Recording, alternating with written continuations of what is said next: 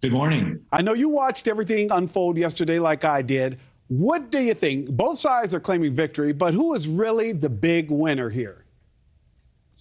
I think President Biden's the big winner because he's in charge of the economy, and a default would have been a major disaster for the economy. And he avoided that, and he didn't have to pay too steep a price. And that's why you have conservatives in the House like Chip Roy, the congressman from Texas, really criticizing this bill.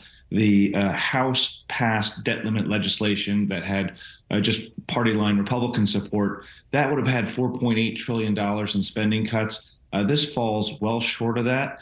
Another big win for the president here is he has the budget level set for fiscal year 2024 and fiscal year 2025. So he kind of avoids another round of fights with Republicans over the budget. So it kind of clears the pathway for the president moving forward, and he can focus on other business. So I think it's a win for him, but certainly Republicans won some things too, but it's just not as much as some of the conservatives in their conference would have liked. Alexander, you talk about that a budget agreement for the next 2 years. In fact, that was part of the criticism of McCarthy saying, hey, you let him take this past the election, and that's not okay. There has been pushback. How are Republicans and Democrats on the Hill reacting to this deal? Well, there's criticism from both the far right and the far left.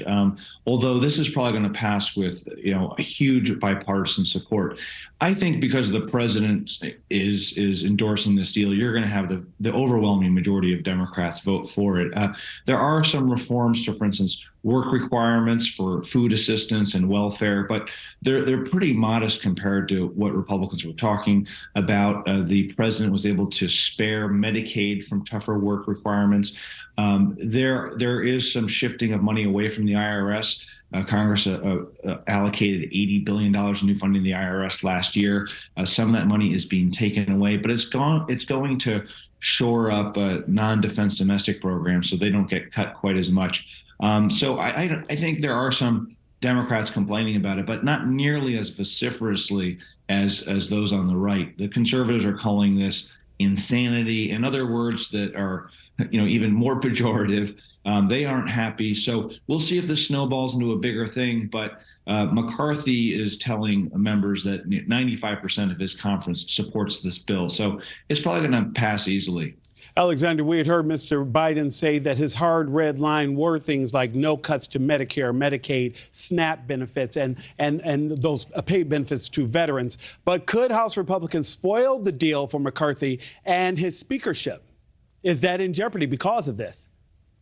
Well, I think this deal is done, and I think it has a ton of momentum. The other thing is, keep in mind, the deadline is June 5th, so you really don't have time to rework this deal. There could be, conservatives could have another bite at the apple if they try to hold up the year-end spending bill. Maybe they can get more concessions at that point.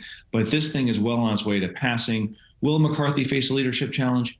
There's no real talk of that. Matt Gaetz, one of the conservatives who initially opposed his speakership in January, said there's no real serious talk about pulling McCarthy's gavel, kicking him out of leadership. Now, we'll see what happens after the 2024 election, 2025.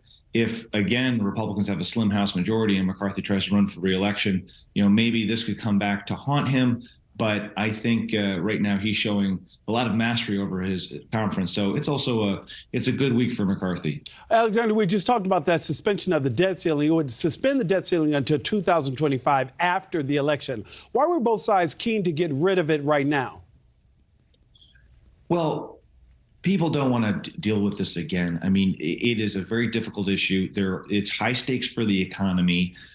You don't want to go through this wrenching process, before the next election. And by the way, if you do, if you had to have another debate like this a few months before the election, it would be even more politicized, more partisan, and even tougher to get anything done. So it's really a headache for everyone, and there would be a major, downside risk for the economy. So I think everyone is happy that this is going to be postponed until 2025, when there's possibly a new president, or maybe Biden serving the beginning of his second term.